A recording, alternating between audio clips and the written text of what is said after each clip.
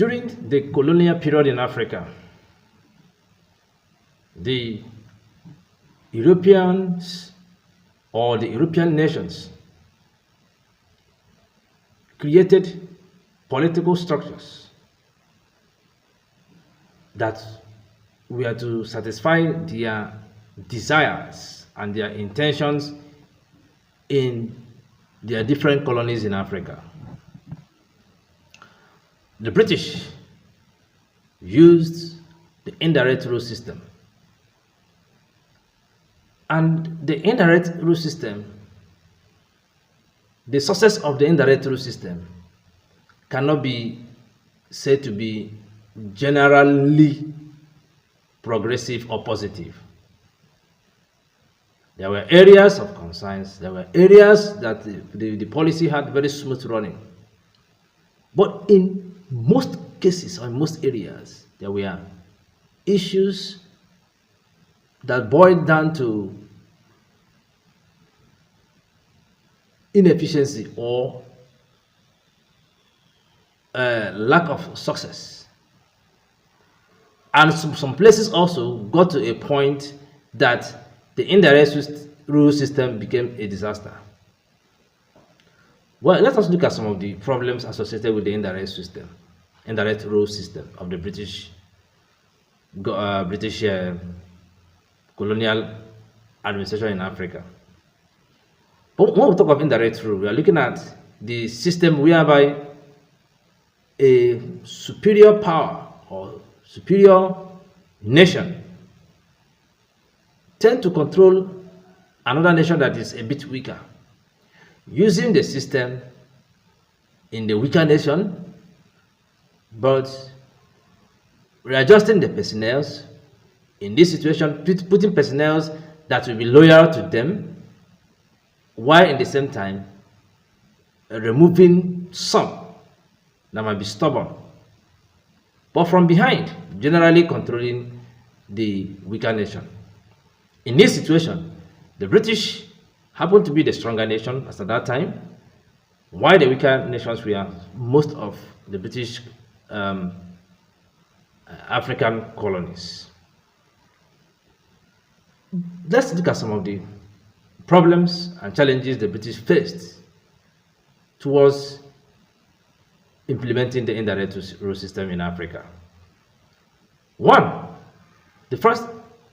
of them was the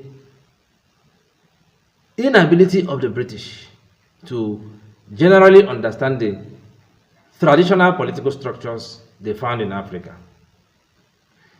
In some areas, for instance, let's look at the Nigerian area situation. Before the creation of the country Nigeria in 1914, the area was made up of kingdoms, empires, political units, smaller kingdoms, bigger kingdoms, larger empires or large empires, and also some non-centralized states. When the British conquered the area known today as Nigeria, the northern part of the area known today as Nigeria had two major political units. There was the Sokoto Caliphate, which covered most part of Hausa land and some part of Southwest. And the Sokoto Caliphate that was established by the activities and actions of Usman Dan Fodio had a very effective structure on the ground.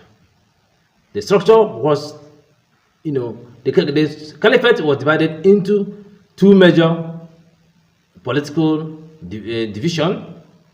The western part, I think the western part and also the eastern part.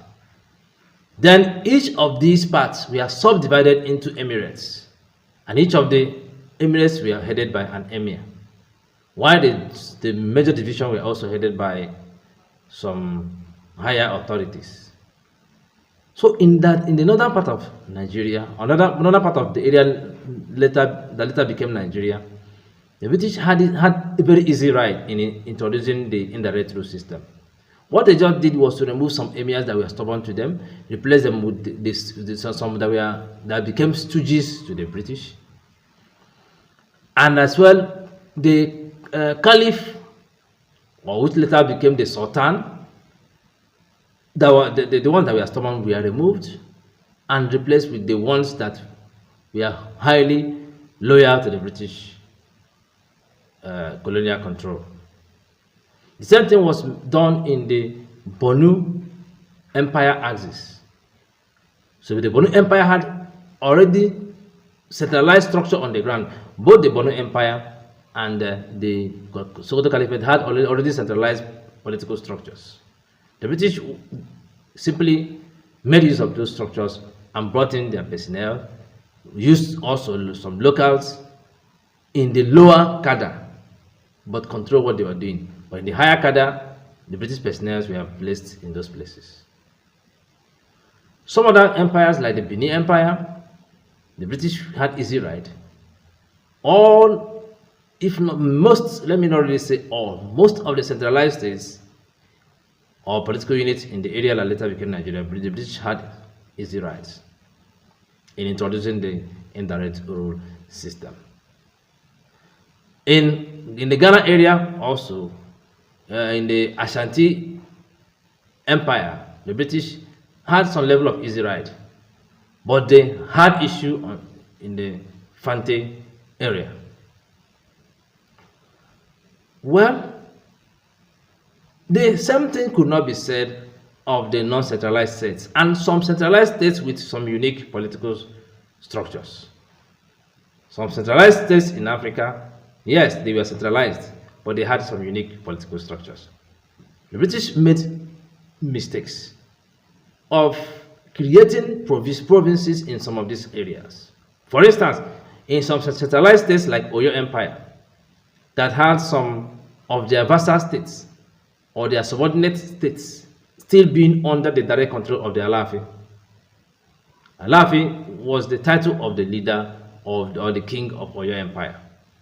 The British created local authorities under these sub-political units of the Oyo Empire, thereby angering the central government.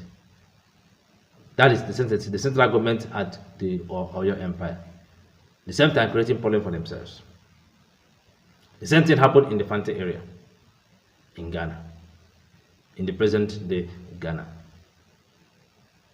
Now, in some other areas where the issue of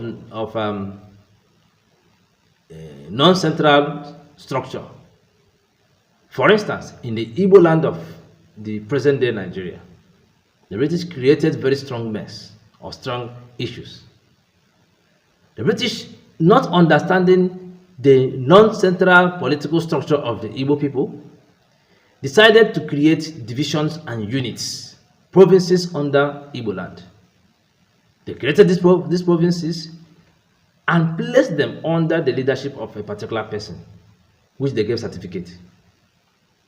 And get the person the warrant, and the people given such authorities were looked at as warrant chiefs. In the Igbo political setting, there was and there still is no the issue of there was no figurehead in any community. Nobody can be said to be the person that whatsoever he says will be taken by everybody. They had a republican system of a republican political structure, which starts from the family to the extended family to the clan to the village and to the general town.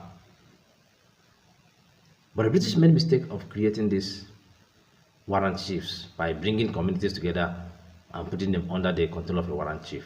What actually happened was that with this institution of this alien political structure by the British, the people developed strong hatred for the warrant chiefs and saw the warrant chiefs as people working with the British that were exploiting the people. and developed strong hatred for the warrant chiefs. In many areas, in fact, they were looked at, in many areas in Igbo land, they were looked at as equal to whatever anybody can see as a negative thing. And that was one of the things that led to the Aba women's riot, whereby the women rose up and strongly violently protested against the British control. This was because the warrant chief in the Aba region, the British gave him the order to take head counts. And also, not only Aba region, most parts of Igbo land and some part of the area that is known today as the south of Nigeria. The British gave the warrant chief the order to do head count of the men. After doing head count of the men, the British introduced taxes on them. Now, after a while, the British gave the instruction that they should do head counts of the men's wives and their livestock. The women felt that by doing the head count, they too will be given taxation, or the British will introduce taxations on them. The women started demonstrating, and some of them were injured by the police under the British control, and violent riots erupted. Well, the next challenge British faced was the issue of communication. The issue of communication. It was difficult for the British personnel to communicate with the locals. This made the transmission of information difficult. Well, at the time, such gaps were breached when the British gave instructions to the missionaries to educate the locals on the concept of English language and basic mathematical practices. For this reason, the British were able to create or to train interpreters. In some areas also in Africa, these interpreters became very corrupt. The same way also, the warrant chiefs in the area of Igbo land were very corrupt. Some of these interpreters, at the time, in some areas or in some situations, were distorting the information from the two ways. The ones given by the British personnel, and the one also given by the locals. Then the next one was the problem of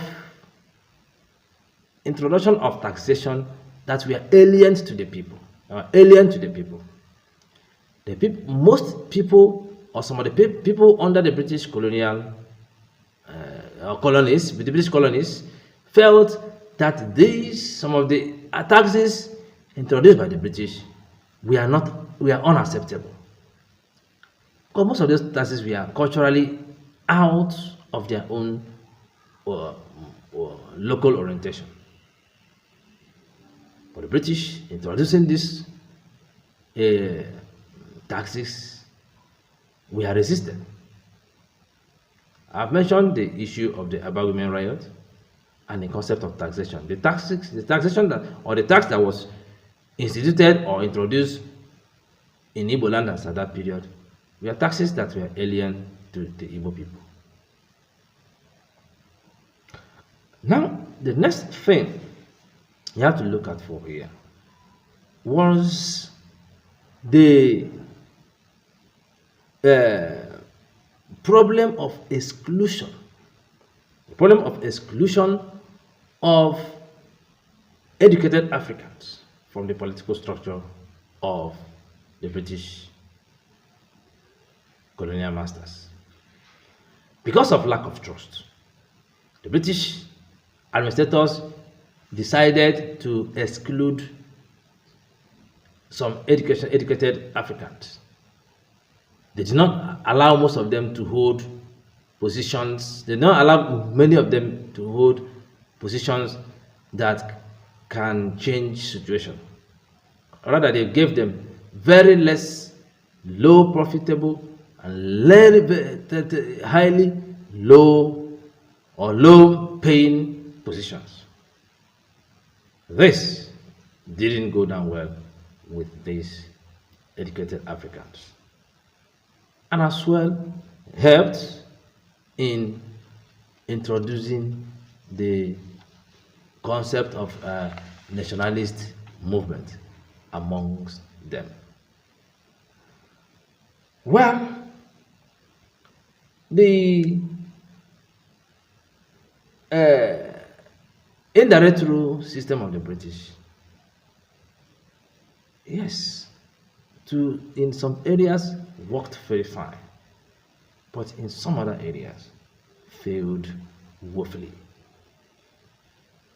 The major problem that most of these Europeans faced in Africa was basically that they failed to study and understand the the political structures, the cultural heritage and practices of Africans. This made most of them to make a whole lot of mistakes in the area of taxation. In some um, Islam or Islamic structured political units that the British met on the ground after conquering those areas, it was very easy for the British to introduce taxes based on the already existing taxation systems. There were some African political units or African communities that saw taxes as direct intimidation and direct exploitation. But in places, some Islamic political units like the Sokoto Caliphate and some other ones the British met in their colonies in Africa, there were already Islamic backed taxes. The British had to just restructure them and then utilize those systems to raise taxes for their administrative purposes. Well, the British and other Europeans made the mistake of not studying Africa. Please, if you are really watching us for the very first time, please help us by subscribing to our channel. And also help us by sharing our content so that many other persons or people that may like or that may really wish to have the knowledge of African history can always have access to our content. Thanks for being part of this channel.